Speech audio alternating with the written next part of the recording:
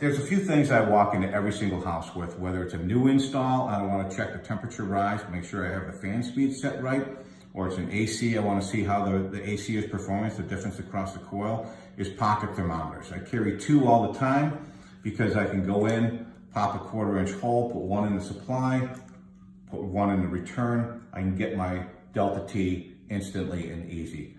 They go straight out, that if I want to test different areas of the house or a line set temperature, I can do it. One other thing that I carry all the time is a jumper. I'm shocked at how many people don't have a decent jumper. They're always looking for a scrap piece of wire.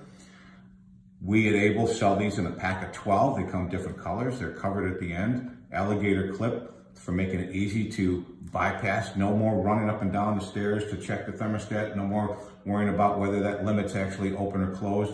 Just jump it out and move on.